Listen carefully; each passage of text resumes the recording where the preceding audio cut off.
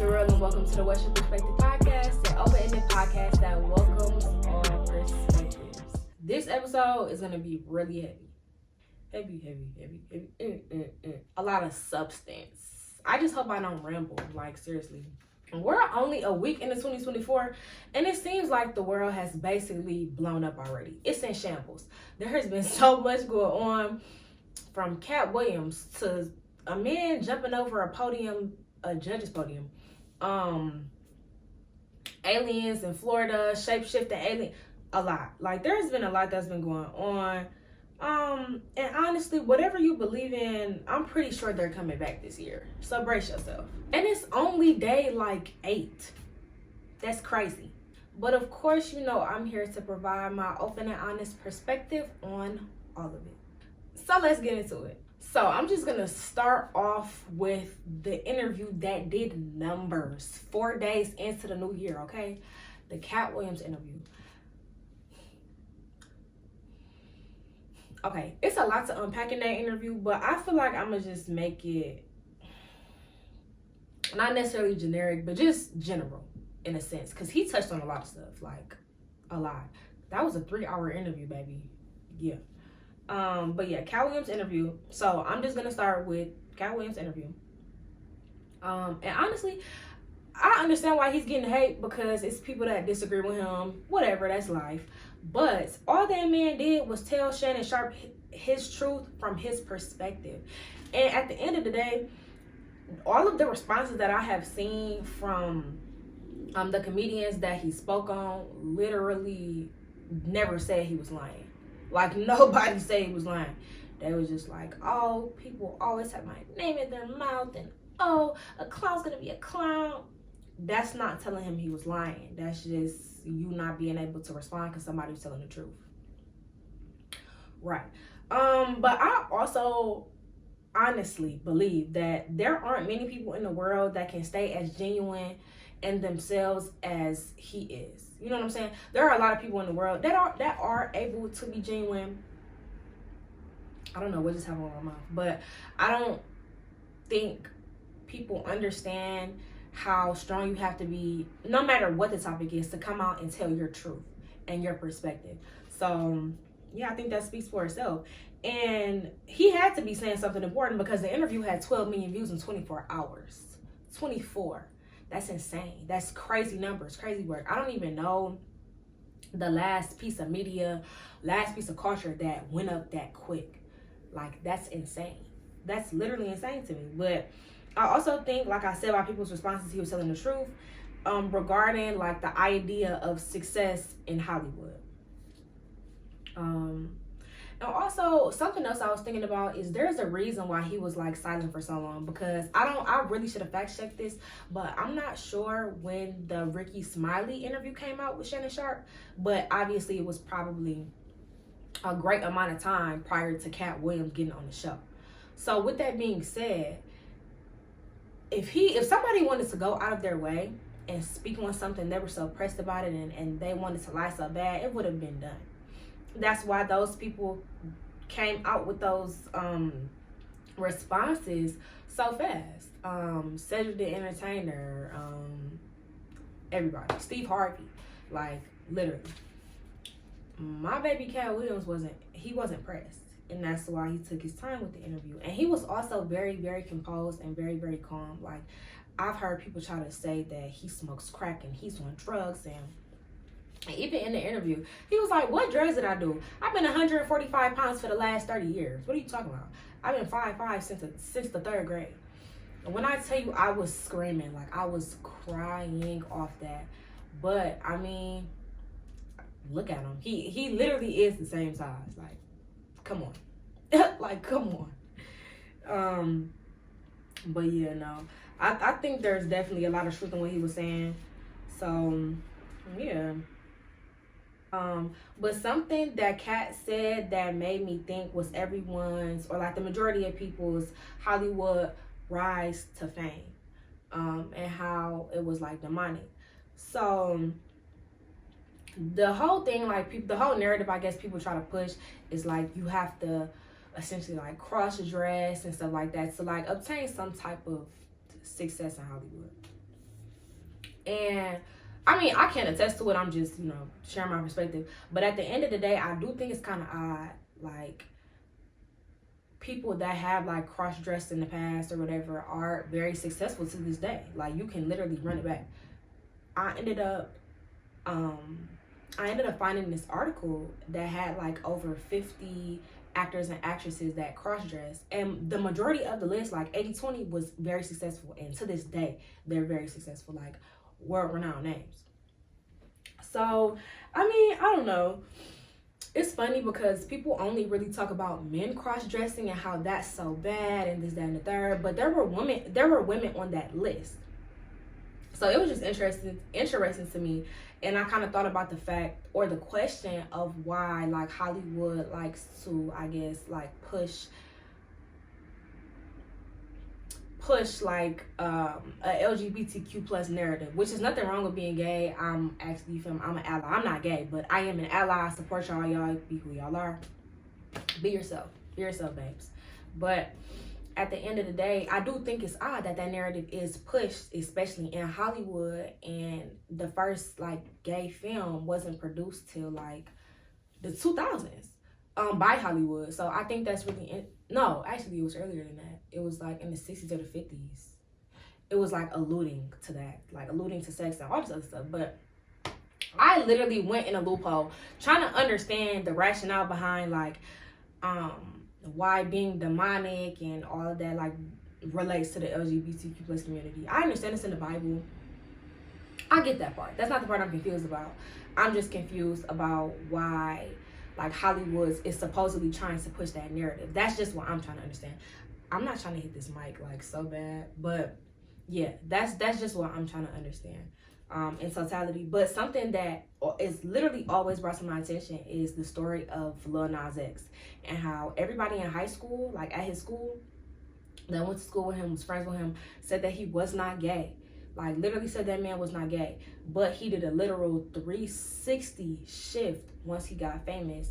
And I do understand people like being under the radar and things of that nature. But he literally came out recently and was like, I don't want to be gay anymore, and da da da, like just doing anything. He just made me think he was a troll. Please, like he kind of pissed me off. But I don't know. I also think, just referring back to the Cat Williams, like his entire interview, I also started thinking about integrity and how like people have to make some type of sacrifice. But you sacrificing your free will, you sacrificing your self-identity, your integrity, that's important. And that's who a person is at the end of the day. So that's something that also just made me think. And I'm like, maybe that's what the trade really is. Maybe it's their integrity. Women aren't thrown off or I guess appalled by the fact that they have to wear like men's clothes while they're cross-dressing. Like that's not that deep. But a man putting on a dress, a wig, makeup, fake boobs, a fake butt, like I understand why that would essentially, I guess, like emasculate a man. I understand that. So I guess it could come down to an integrity thing. I guess that's what he was referring to. I'm just trying to I'm just trying to unpack this whole thing and like understand. I've been trying to understand like the whole like selling your soul thing in Hollywood for the longest. Obviously you get like, money and fame out of it. But I always want to know at what cost. Because he also mentioned 50. And I think 50, aside from Jay-Z, is like the richest rapper like in the world. So it's just interesting. Like all these different perspectives. Like, I don't know. And some people also don't consider it selling your soul. Like it's just, them working hard to get some fame, to get some money, to progress. So I just think it's really interesting, like people's stories and what they would do to get fame. Like, you feel me? I don't know. I don't want to say everybody has a price, but I do think everybody has a price. I'm not even gonna hold you. Everybody has a price. I'm not saying I do, but because I don't, but I think everybody but me has a price. But yeah, I don't know. All in all, I do genuinely think that the entertainment industry is very odd to me, and just a real odd place to be. Like even when I was younger, like I used to watch this girl on YouTube. I used to love her, and she was like real spiritual. So she used to talk about I guess she moved to Hollywood and stuff like that. It was like Simply Nessa, like whatever her YouTube name is. I think she still makes content, but anyways, long story short, she like used to see ghosts and stuff like that all the time. Like she used to have a lot of experiences with like the supernatural. And I just think that it's really interesting in her perspective. Like she was talking about people selling their souls like in 2012, 2015.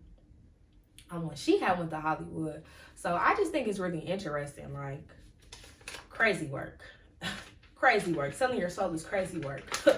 Woo. Yeah, that's crazy work. Ooh, crazy work. But that leads me to the whole Nella Rose situation. So y'all probably don't know who Nella Rose is, but for my girlies that watch the Pink Courtroom, because that's how I originally had found out about Nella Rose. I still watch the Pink Courtroom, and I know I'm late on this whole like issue, but I think it's really interesting. So hear me out. She's a Belgian content creator, but she moved to the UK, so that's why she has like a British accent. So she's black. Well, she's African. She's Congolese, but she's like UK. African Britain. I don't know how that goes. It's just so easy to say African American. I don't really know how to delegate other like applying black to other countries, but it might just be as simple as African Britain. But look, I'm gonna get back to the point. So she was essentially on a show called I'm a Celebrity, Get Me Out of Here. And it's something that's been, it's a show that's been rolling since like 2002. So for about like 21 years. And she has all in all, like Nella Rose has a really big personality. So she was receiving like so much backlash. And I honestly just feel like it's white guilt being turned into like anger. So boom, I'm gonna tell you what happened. So she was on a show that I mentioned, I'm a Celebrity, Get Me Out of Here. Only black person on the show. I think she was the only person of color on the show. But all in all, she ended up like responding and just having a conversation with one of her co-stars. What was his name? He's a politician. Yeah, he's a politician. Wow. Nigel. His name was Nigel. It's not on here, but yeah, his name was Nigel. His name was Nigel, and he's a politician. Mind you, he's like a 50, 60-year-old politician. Why he's on the show, I'm not sure, because he's old as hell. I wouldn't even want my grandpa to survive in the wild like that. I'm not doing that. Anyway, he's a British politician, a UK politician, and essentially he was talking about like culture and race and how if a person were to dress up and like he said if a person was to talk like a black person or talk like a Jamaican. He was like, if a white person was to talk like a Jamaican, then they would be in the wrong, and it would be cultural appropriation, and it would be this and it would be that. Yeah, it would be this and that, because you're a white man talking like a Jamaican. Like what? Like he just didn't make sense. So they went on this, then they had a conversation. So she calmly said, like, what do you mean? Like, yeah, of course, that's cultural appropriation, because you're speaking like a race of people that you're not. You're a white man. You're a European man, specifically. So they go on, they continue to have this conversation. And she was like, yeah, that's why people in America don't go around just sporting Native American clothes and skins. And like, yeah, people don't do that because it's literally cultural appropriation. You're wrong. So they had their confessionals and stuff like that, and he started to like, confess, talk about his perspective and things like that. So I had went on like another little rabbit hole, just like with the Cat Williams thing in Hollywood. And I was watching like all of the responses from like the British society, basically. And there were literally like newscasters calling this girl ignorant. Like, this is a 26-year-old woman, and they literally got on national news. It was like 9:54. I just remember this so specifically because it really blew my mind. There were real newscasters that literally got on the air calling her ignorant, saying that they're afraid for the future. But like, it was just so, I just can't even put it into words. It was just so, I was flabbergasted. Okay, real bad. Literally flabbergasted, because no way you're talking about a person in that manner. Let alone, you're talking about a person in that manner amongst your friends, amongst fellow politicians, amongst fellow newscasters. Cool. But for you to go on air and bash somebody like that, and mind you, these are all white people. I haven't seen a person of color ever like go against this woman, like seriously, because I once again, I honestly think that is white guilt. It's literally white guilt, because there's no other valid response to this. Like, it was literally white guilt, and it was just blowing me. But white guilt turned into anger. Like, it was just really blowing me. It low-key made me upset. Like, it was like the entire white European culture got offended by her correcting him because he was culturally appropriating something. Like, you're a 60-year-old man. Why don't you have common sense? You know, like, you know, I don't get it. I don't understand.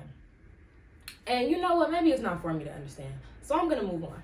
You know, one thing I have noticed, like, even over the past few months, the last year, honestly, there have been so many people, like, speaking up and speaking out about how they feel lately. And I love that.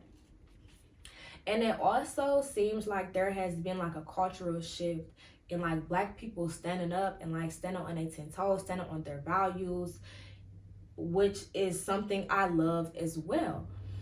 So I saw something earlier this week, and it was the rapper D1, who's like a self-proclaimed like woke rapper essentially, which he really is. Like, he honestly just speaks about uplifting the youth, uplifting culture, you know, taking our power back from the white man, things like that. So he is a proclaimed woke rapper. Essentially, D1 does this often. Like, he responds to like things he doesn't agree with in society, on the internet and music, on live, like a lot. So I watched the interview, and I watched his response to little girls singing Sexyy Redd and Drake, which leads me to music. So like I said, D1, he was responding to, I'm sure, a video that the majority of people have seen at this point. Is just a bunch of little girls like singing Sexyy Redd and Drake word for word. Like, what song was it? Shake that ass for me. Well, shake that ass for Drake and shake that ass for me. Hands on your knees. Like, them little girls was singing it word for word, bar for bar, baby. Shit, they know more words than me. Okay? So, I mean, I'm pretty sure you can assume what he said. He said it was wrong. He said we need to change our kids' music choices, etc. He essentially just went on like a 20-minute rant about how, you know, music affects the youth, which is something he has been preaching for a while. He was like in Nipsey Hussle era. Like, he's like 30 or 40 years old. So he's been making music for a while. But something that he said, that really stuck out to me was that this is the year of the shift. 2024 is the year of the shift. And honestly, it just made me think. Like, I think watching not only his content, listening to his music, his interviews, all that, it just kind of made me want to self-reflect further, which I actually really appreciate. So if he ever see this, shout out to him. So with that being said, the year of the shift, it kind of made me wonder like what the future of music would look like. And it's funny because I was having a discussion with my family, you know, for the holidays. I went back home, and I was having a discussion with them. We were out to eat for my mama's birthday, and it was what music? It was like Anita Baker, Charlie Wilson. Like, it was music playing in the background, like in the speakers of the restaurant. So when all these artists kept playing, I was actually very, very surprised by the fact that they were playing older music, because I don't know. I was just really surprised. But so yeah, we were talking about music and the music we grew up on, and how like music, you know, affected our lives and things like that. Long story short, we ended up on this same topic, but not in the same way. So I ended up asking my family, like just straightforward, like, what do you think like, I'm like, all these people about to die, they're dead, or they no longer make music. So what do y'all think the future of music is gonna look like? Like, just being completely honest, because although we will, you know, assumably give our children the music we grew up on, you know, play it for them, listen to it with them, show them the value in appreciating good music, older music. Everybody doesn't have the same taste. Everybody doesn't have the same morals, and everybody's not going to do the same thing you plan on doing with your children. I think that's just alone something people need to think about.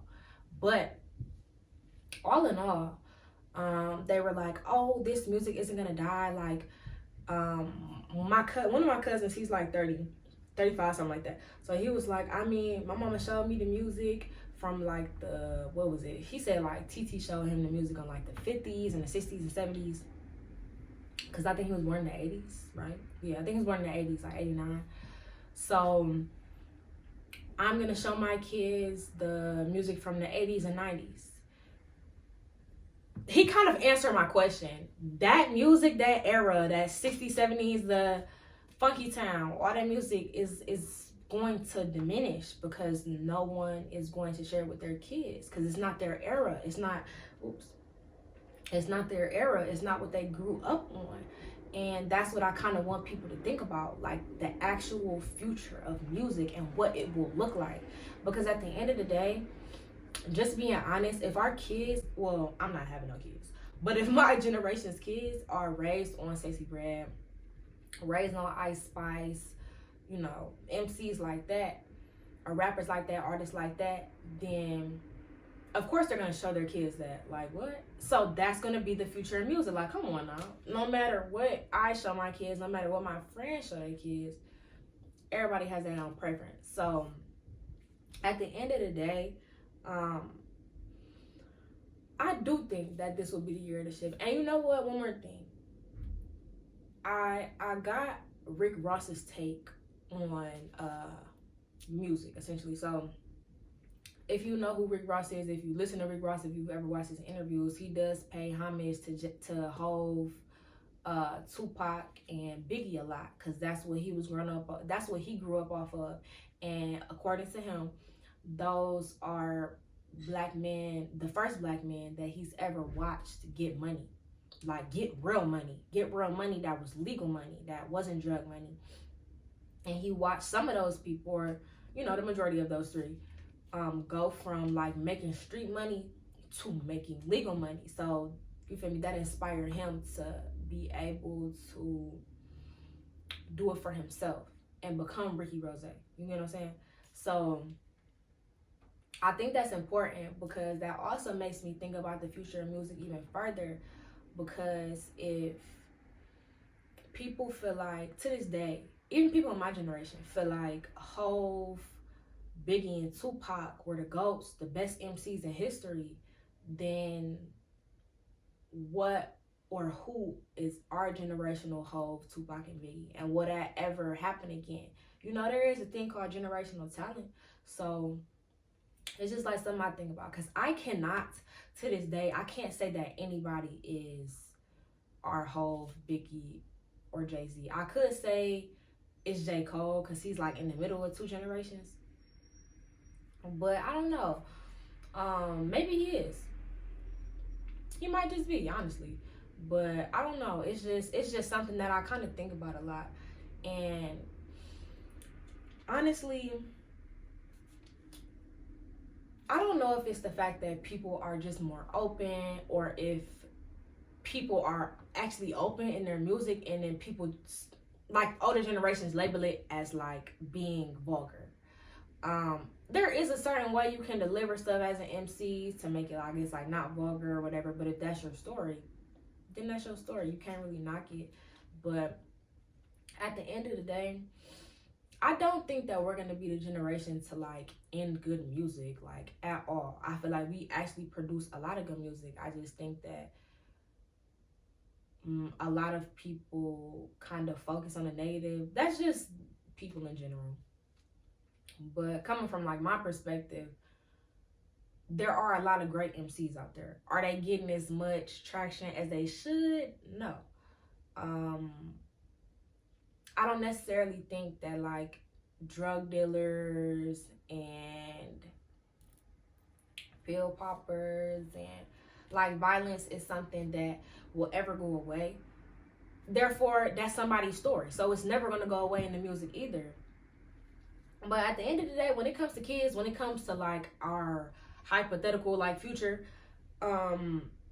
watch what you give to your kids. Like watch what you allow your kids to listen to. You can't blame somebody else for making music and then their kid being you exposing that to your kid, and then now your kid singing the song word for word, bar for bar. You cannot blame the artist for that, because at the end of the day, artists make music for people in their age demographic. Like literally, they're Ice Spice. Well, I think she does kind of make kids music low key, but like Sexyy Redd, Megan Thee Stallion, Cardi B. Like Cardi B has came out and said that she doesn't make music for kids. She doesn't. She's an adult artist, just like there are adult dancers, and there are normal dancers, and there are ballerinas. Like there's levels to everything, and I'm not trying to constitute the fact that like people are out here promoting violence in their music, promoting sex in their music, promoting drugs in their music. I'm not saying that, and I'm not giving anybody an excuse for anything, and I'm not promoting anything by any means. But at the end of the day, I think it does come down to the household when it comes to children, when it comes to what children are exposed to. And you can't really help your kids like being friends with people and they, you know, listen to their own music and stuff like that. So I get that. But I don't know. I do feel like there's a certain amount of responsibility that falls on the family and the parents. You know what I'm saying? But if, back to D1's point, just to wrap it up, but if this generation, I guess, is supposed to be the people or the children following us in our footsteps and, you know, making music and telling their story as MCs, as rappers, as artists, I don't necessarily think we're doomed. I think they are. Just being honest. Especially because like one man's resource is another man's excuse to be lazy. So there are a lot of MCs coming out today, a lot of artists, content creators, everything social, everything that people couldn't do in the past because we have the resources now. But I think our resources will be taken for granted in the future. And that's funny because that's how past generations look at us. Like we take advantage of our resources and our technology. But no, I think it's different. But honestly, just based on people's parenting skills and things of that nature and the impact it's actually having on kids, I think that it's like, this constitutes for a bigger conversation, you know? So I'm gonna keep it about the music. At the end of the day, I don't necessarily think that music is like doomed and will be like the generation to end good music. I just think we're very open and we still produce quality music. I just think we'll be the generation that pushes a violent narrative. Like, not even gonna hold you. And something else D1 also said was that there'll be like a division essentially, and there'll be like 50% of people that are advocating for non-violent music, peace, and you know, uplifting the culture, uplifting people of color, black people, and then it's the other half that don't really care, and that are kind of like bumping whatever they want and things of that nature. And I just think it's hard. I think it's really difficult to gauge something like that, because at the end of the day, I'm grown. I can listen to whatever I want to listen to, and that doesn't make it low vibrational per se. Like, sometimes you do just want to turn up. Sometimes you do just want to talk about sex. Sometimes you do just want to talk about alcohol. Like, you know what I'm saying? So it's different because I'm an adult. So I think it's situational. Like, things vary, but I don't think by any means that we'll be the generation to kill music. Like, I don't think we'll by any means be the generation that will end good music at all, by any means. But because there are some quality artists out there still, just like it's quality people in the world. Everybody, same thing with relationships. Oh, I can't find no man, I can't find no girlfriend, because everybody out here boo boo. But then they find that one person that bless them, and they have a great life together. So you feel me? It's a time and a place. And I do think that there are negative narratives pushed though. Like, I think Sexyy Redd was pushed. I think the Glorillaz was pushed. You know what I'm saying? Which is, it's nothing wrong with that, because they make adult music. But if you're gonna complain about what the youth listen to and are exposed to, we have to allow kids to be kids again. But once again, that's a deeper conversation. You feel me? I can't even think of the word right now. I'm gonna compose myself. But yeah, I don't know. Today's music is filled with variety. So I don't necessarily think that that's something bad. I just think it's different, especially when you enter the world and now you understand that once you go into the world, oh my God, 7 billion people don't know me. I can be whoever I want to be. I think that's, once again, that's another conversation. But people use it in their music. People are who they want to be in their music. They are who they are in their art. So, are who they want to be, excuse me, in their art, or whatever their art form might be.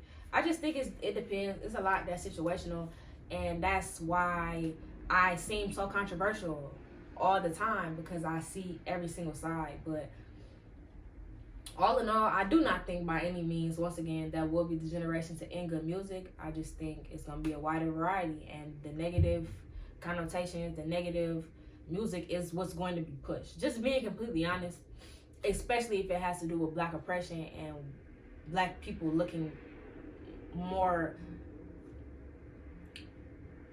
the narrative that Black people will look more like coons will be pushed. Just being completely honest. It is what it is, but it's not to say that we'll just end good music. Like, there are good MCs. There are good rappers out here still. But that's my perspective. But honestly, to D1's point, we just need to be the change that we want to see. And if you don't want to see any change, there won't be any. Just being completely honest. So don't complain about something that you're not gonna change. It's like a person that complains about the president every election but isn't even registered to vote. Didn't even go to the ballots to vote. So I just don't want to hear people like that commenting on all of the negative things that are going on in society when you didn't want to be the change.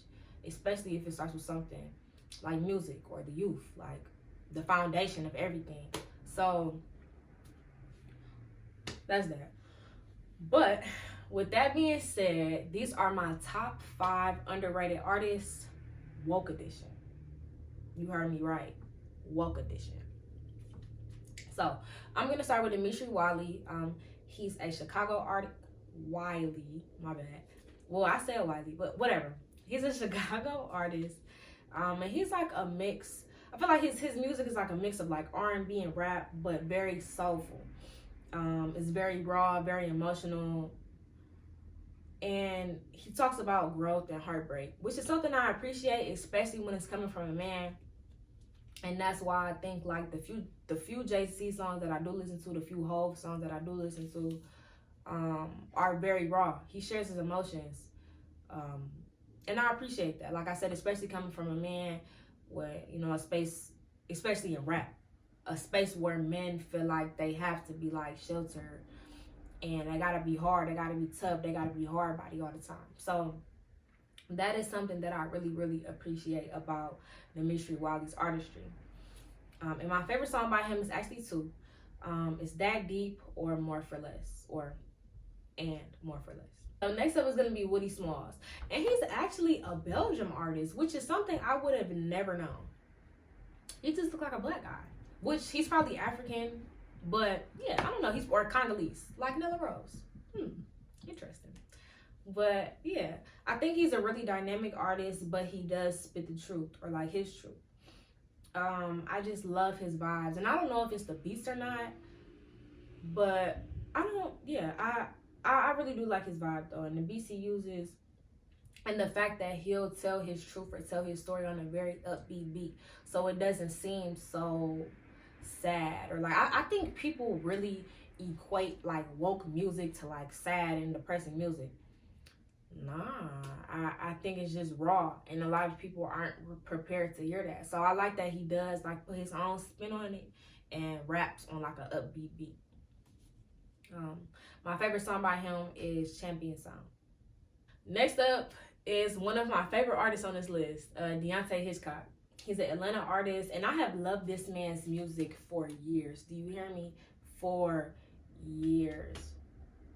I think he's one of those artists that like blew up and people know about him, but they don't want to give him credit. Same thing with like Guap Dad, Buddy, like just all these slept on artists, but they spit the real. And I don't think that's a problem. I just think the problem is them not being able to receive the credit they deserve, especially as young MCs. But I think he's a timeless artist that sheds light on the struggles of himself, youth, love, and more. And I will always love and appreciate an artist who isn't afraid of like a raw delivery and their own story. I think it's a lot of people out here that like can't heal because they're afraid of their own story. Like they're afraid to be honest about whatever they're going through because for whatever reason. I'm not sure what it might be, but for whatever reason. And the fact that he just so calmly and fluently is able to tell his story and be honest about his story and upfront about his story is commendable to me. I really like that about him. I have a lot of favorite songs by him, but the one I put down is Shadow Man's Interlude. Next up is Domani. I'm not sure if it's the producer's beats or the way he just calmly murders the beats that makes me really like him. That makes me like really drawn to this specific MC. Or maybe it's like his simplistic approach to rap, like the real rap, but dynamic. It's commendable, like especially knowing that the type of music that T.I. makes, which is his dad, or that he used to make. Cause y'all everybody know like T.I. he's like woke now, and you know what I'm saying. So I think it's really interesting, the type of music that his dad used to make and the type of music that Domani makes now.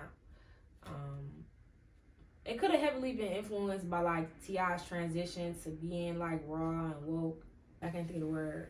I guess aware, like very self-aware now. I'm not sure if it's that, but I don't know. I'm happy that he constantly speaks his truth and still talks about like the liberation of people and non-violence and you know things like that. I think that's cool to me. Like that's commendable. And my favorite song by him was actually really old. Is I'm On Now. And last but absolutely not least is Code of the Friend. So I honestly, just to put it into the shortest of terms, I do think that Code of the Friend is the definition of verbal liberation. Like his music is Black Boy Joy. Like I feel like through his artistry, I genuinely think that he creates like a very safe space for Black men. And that is something that I actually appreciate about everybody on this list and how they're not afraid to come out and speak their truth. Although, like, not discrediting anybody else, like, that can be, violence can be their truth, drugs can be their truth, that's cool. But I appreciate the transparency and the rawness, like the rawness of experiences, but the way he angelically murders the beat. You know what I'm saying? Like, I really do commend Coda for that. Those are my top 5 underrated artists, woke edition. So I've been slacking this week, and I've only really been able to watch like highlights for this week's games.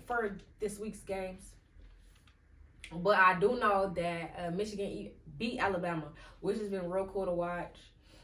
I know the Lions are definitely clutch. They're going to the playoffs. So it's just little stuff here and there. But I was just kind of like caught up this week, you know, with the holidays and stuff like that, getting back in the loop.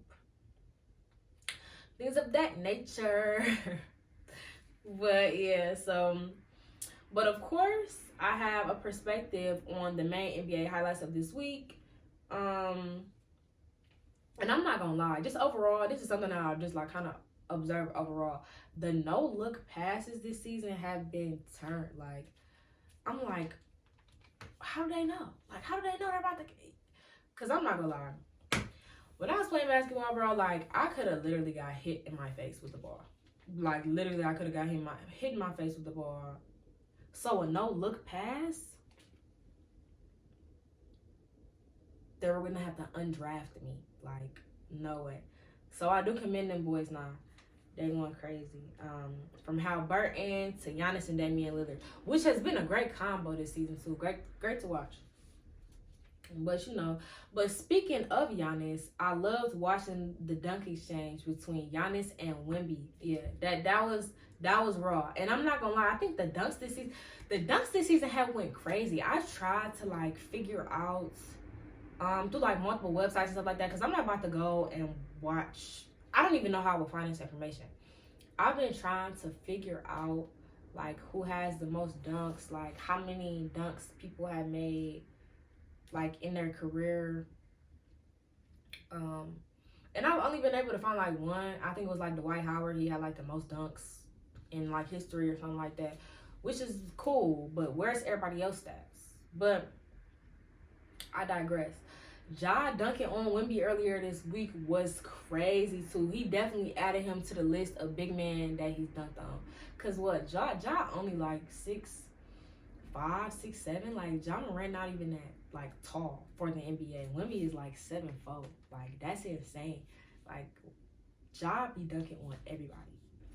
Also, Jordan Clark scored the first triple double for the Utah Jazz since 2008, which is insane. And they won the game, which is great. That's crazy. Since 2008, the only player?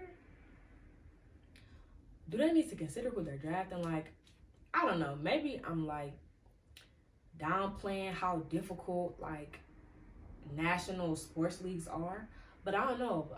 If you're good enough to be there, why aren't you good enough to score? You know? But everybody doesn't have the same work ethic. I guess, I don't know. Maybe I'm like simplifying it a lot. But something that I do want to start like getting into is football more. Like I do watch football, but it's not like my number one. Like I just always like basketball. So it's football season, and obviously I'm gonna watch the games and like keep up with it. But maybe I need to get more into it. Like I was gonna drop my top 5 rookie NFL players, but I don't know. I don't really care about being wrong, because obviously I want to generate some type of discussion.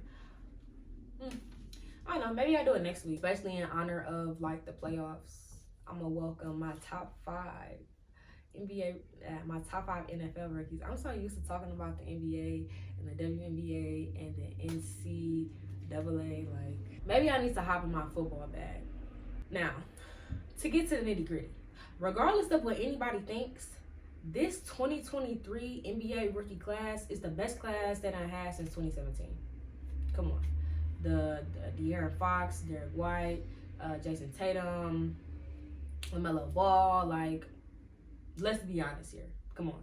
And before that, it was 2009 class with Curry and James Harden, and let's be for real here. So I said that to say, we're almost at the midpoint of the season with about 44 games left. And since I'm all for young talent and spotlighting people coming up, these are my top 5 NBA rookies so far. Starting at 5, Scoot Henderson. He's averaging 2.3 points per game and 5 assists, and he was a 3rd overall draft pick in the 1st round. He did have a tough time, entering this season, but I think he made a pivot. Like I think he's really been able to kind of find his stride, find his rhythm within the season, competing at a higher level now. So I think he has been able to really find himself in the game so far. And he's only a rookie, so, no pressure, or not too much pressure. But I think since about Christmas week, he's been doing pretty well. And like the last few games, I think he's averaged even more than 12.3. I think like the last like 6 games, I think he's been averaging like 15, almost 16 points. So that's pretty good. He's been able to make a really good pivot. I just hope he learns how to finish and follow through at the rim. That's just the only thing I need from him, because I think he's a great player, great defender. He's actually leading the rookie class in assists. So I think he's a great defender. My bad, great offender. But I don't know. Also, if you ever do go and look at Scoot's stats, it's very up and down. He doesn't have like a middle ground. It's either he has a great game or he has a shitty game. So I don't know. It's like a decent mix of both. Like I said, he's kind of finding his groove now, which has been great to watch. But I think he's a better 3-point shooter. Like, his confidence has grown, and he's overall a pretty good mid-range shooter. And I think he has the opportunity to be a great playmaker. He kind of reminds me, like, early on of like a LaMelo Ball, De'Aaron Fox, like, yeah. So moving on to number 4, Brandon Miller. He's averaging 14.7 points per game and 2.2 assists, and he was a second overall first-round draft pick. I think his story is kind of interesting because people didn't think that he was gonna have the best season because of the entire All-Star game. He didn't really play that well.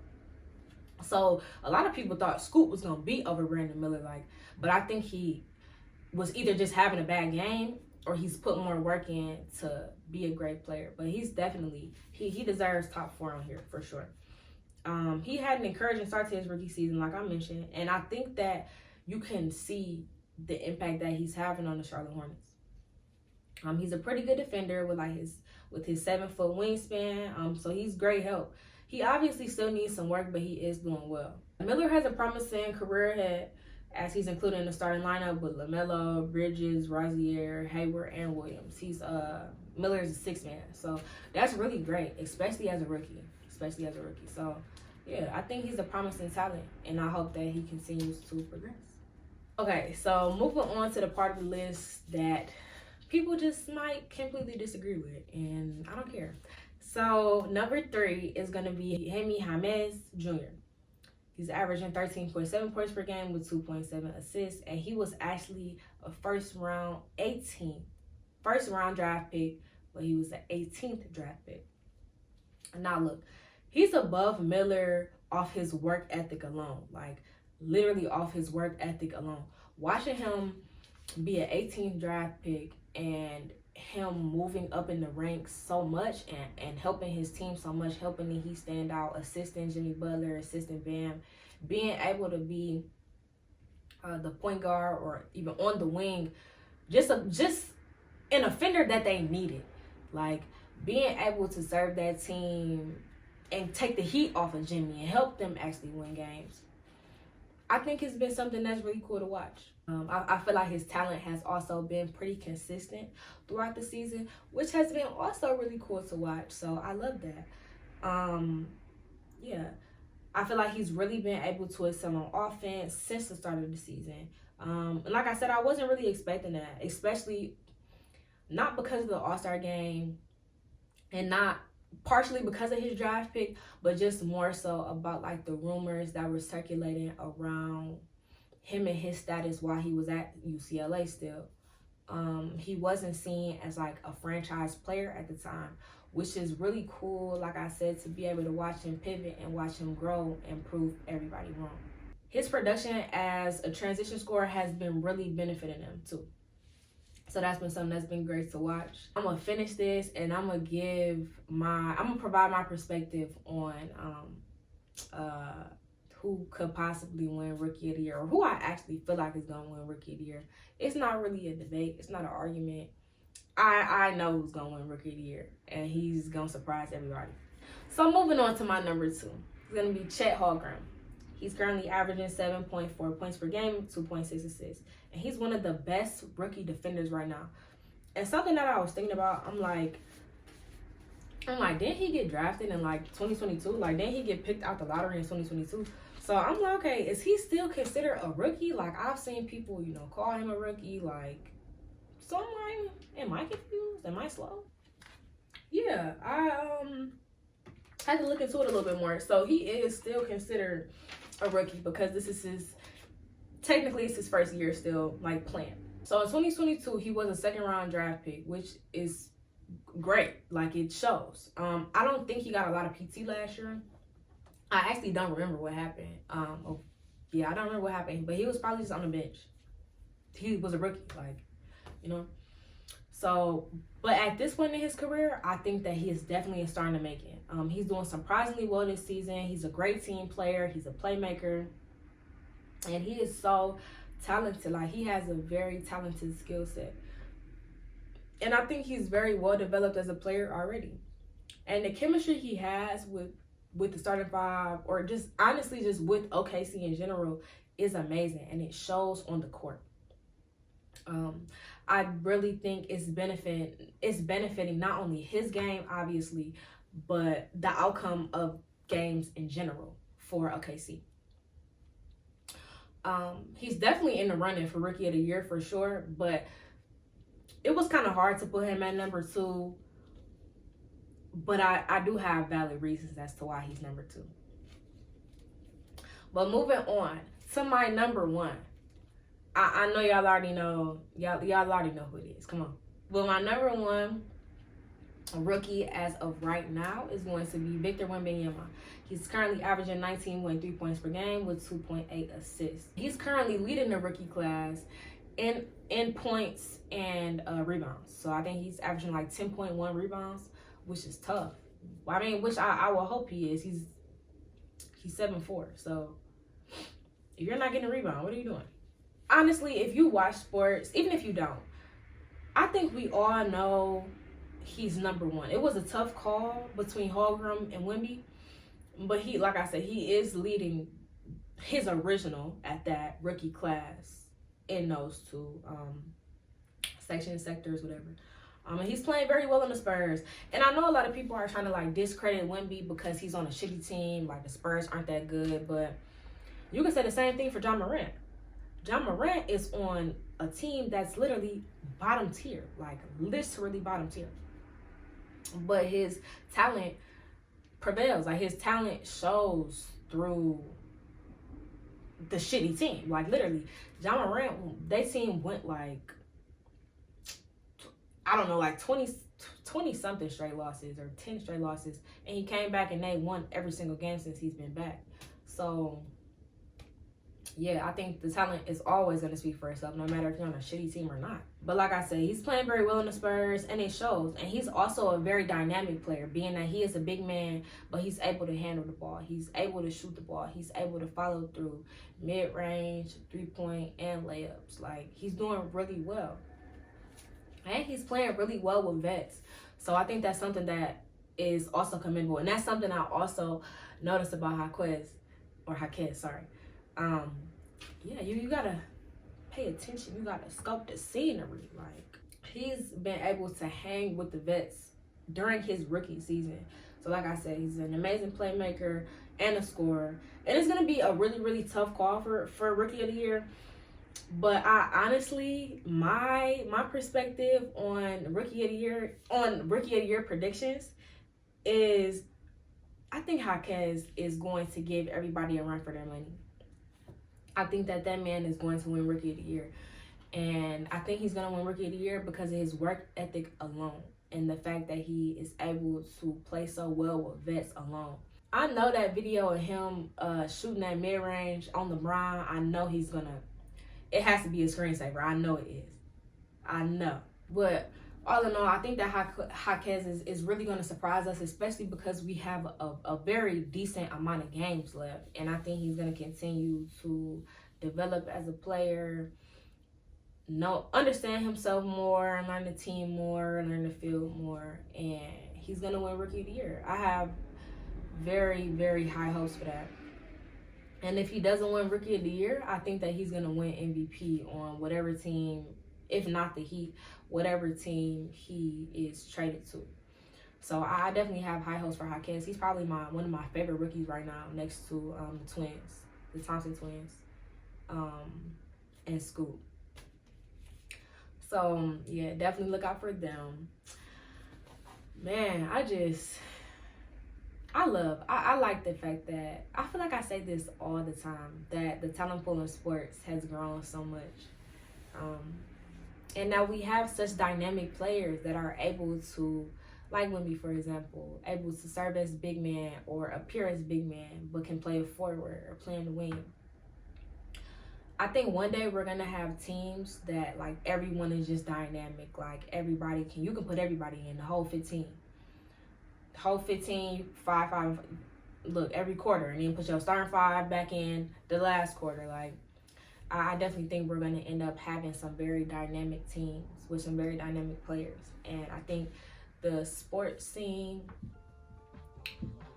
in every avenue, it is going to look really, really diverse. It's going to look really different as far as the talent pool goes. So, yeah. Okay, so that is my perspective on this week's music, entertainment, and sports. And I just have one question. What's your perspective?